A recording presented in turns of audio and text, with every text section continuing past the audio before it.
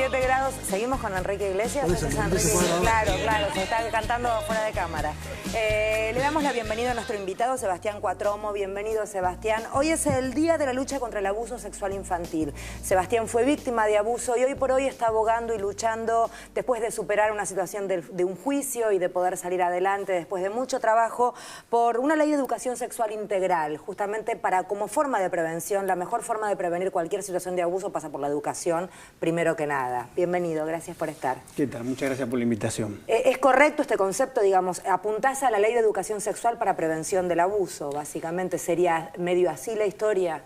Sí, claramente, afortunadamente esta visión la comparto con muchos otros sobrevivientes de abuso infantil, con madres protectoras de niñas y niños victimizados también sexualmente en sus infancias, con profesionales de distintos ámbitos que también tienen un compromiso con la perspectiva de los derechos de niñas, niños y adolescentes.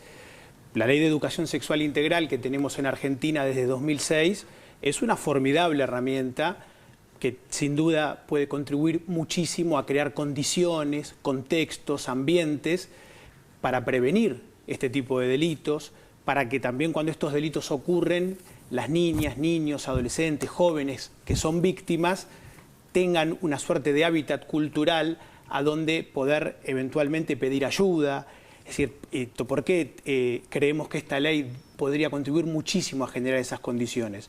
Porque es una ley que tiene una clara perspectiva de derechos humanos, que posiciona a niñas, niños y adolescentes como sujetos de derecho. ¿Pero no se está implementando? ¿Qué pasa que no está del todo implementada justamente? ¿Hay alguna traba? En fin, ¿cómo se está llevando adelante? Lo que es mi modesto conocimiento, hay un muy buen programa a nivel nacional del Ministerio de Educación, pero al mismo tiempo, como vivimos en un país federal, las leyes nacionales luego no necesariamente se aplican, hay una cuestión de articulación, ya depende de la realidad de cada provincia, de la Ciudad Autónoma de Buenos Aires, ahí donde se va complejizando. En muchos distritos del país no hay voluntad política de llevar adelante esta ley. Sebastián, ¿sí? Vos pasaste muchos años sin poder contar lo que te había pasado. Recordemos un poco el caso en un colegio marianista de Caballito, en la Ciudad de Buenos Aires, un profesor religioso cometió abuso sexual sobre tu persona cuando vos estabas en 7º grado y pasaste casi como 20 años hasta que lo pudiste, más de 10 años hasta que lo pudiste verbalizar, bueno, y hasta que llegó al juicio. ¿Qué es lo que le impide o que traba a una víctima de una situación de abuso sexual infantil poder contárselo a su familia, lo que ha sucedido, lo que ha vivido, desde tu experiencia personal? Bueno, en mi caso fue muy fuerte la sensación de culpa, de autorrecriminación por lo que estaba sucediendo. ¿Te sentías culpable? Sí, me sentía culpable. En mi caso particular hay un matiz muy claro. Los abusos que sufrí ocurrieron en un colegio católico acá de la Ciudad de Buenos Aires, el Colegio Marianista. Estamos hablando de fines de los años 80, donde había un contexto cultural claramente represivo, autoritario, una mirada muy negativa de todo lo vinculado a la sexualidad. Es decir, yo había sido muy mal educado en la materia. Pero en tu familia no tenías, sí, ¿no sentías que había un ámbito para poder contarle a tu mamá, a tu papá o a alguien que vos sintieras confianza? Porque este es uno de los temas, ¿no?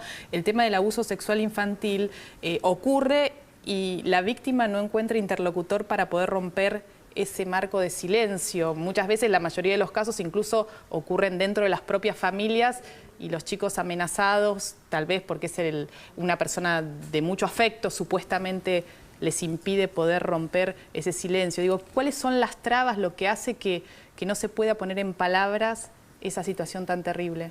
Bueno, lamentablemente en mi caso, las percepciones que yo tenía era que en mi casa tampoco había un ambiente, un contexto que me permitiese poder confiar lo que estaba sucediendo, que me permitiese pedir ayuda. Yo interpretaba que, en este caso los adultos, mis padres, no iban a saber ayudarme. Esa era mi sensación, esa era mi percepción. Desgraciadamente en mi caso también había una historia de cierta naturalización de algunos tipos de malos tratos, de violencias, de ciertos abusos de poder, que también ocurrían muchísimo al interior de este colegio marianista donde fui abusado sexualmente junto a otros compañeros.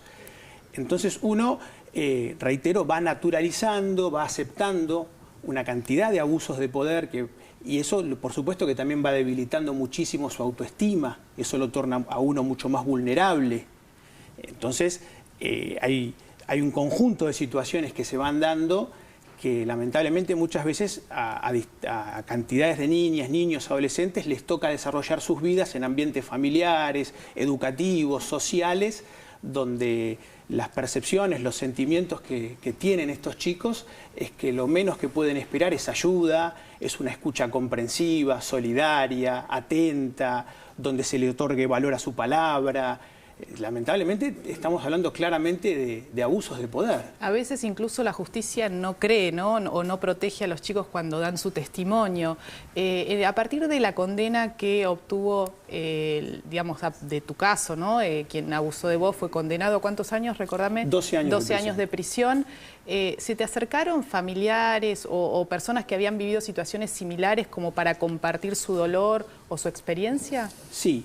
Este fue uno de los sentidos muy claros que yo tenía cuando encaré la difusión de mi historia, esto de apuntar hacia lo colectivo, y afortunadamente son víctimas, madres de víctimas que se me han acercado de distintos lugares del país a compartir sus historias, sus experiencias.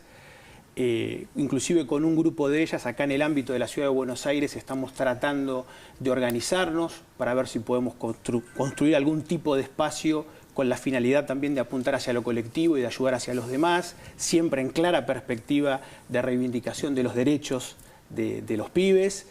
Y sí, en las distintas historias, que yo tengo 36 años, con una inclusive gran variedad de edades y de experiencias, también aparecen como básico comunes denominadores de muchísimos años de padecimiento en soledad, en situaciones de mucho aislamiento, en sensaciones de mucha indefensión en los distintos ámbitos. A ver, para ir cerrando, porque se nos va terminando el tiempo y así terminamos con una conclusión, apoyando la cuestión con la que arrancamos la charla, si se quiere, que tiene que ver con la parte de la educación, que me parece que es como básico a la hora de orientar a quienes nos están mirando.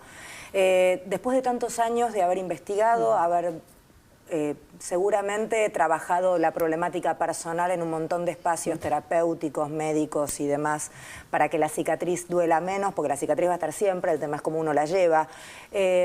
¿Qué dicen las estadísticas con respecto a pibes que han recibido educación sexual desde que son chiquitos y que han verbalizado y que han podido hablar de la cuestión de la sexualidad en sus casas, en los colegios, y aquellos en los que, como vos relatas en tu caso, de eso no se habla, acá no pasa nada, ni en el colegio, ni en casa, ni en ningún lado, no se habla, no existe? A una edad clave, además, como son los 12 años, digamos, pero si esto hubiera sido hablado desde pequeño, seguramente la reacción hubiera sido otra. ¿Hay estadística con respecto a esto? Lamentablemente nosotros no tenemos conocimiento a nivel nacional.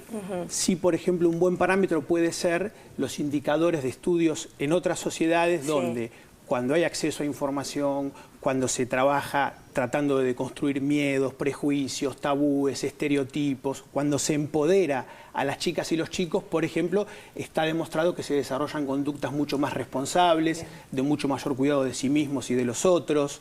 Efectivamente hay un correlato muy claro en todo lo que tiene que ver con un empoderamiento, con un fortalecimiento, ¿no? Clarísimo, clarísimo. Muchísimas gracias y ojalá que esta ley de educación sexual integral sea una realidad en absolutamente todos los colegios de punta a punta del país. Cuando algo no se habla, no se cuenta, no se explica, no es que no existe. Empieza a ser un problema porque justamente de eso no se habla y no hay nada mejor que poner en palabras todo. Gracias. Muchísimas gracias. Ya venimos, no te vayas.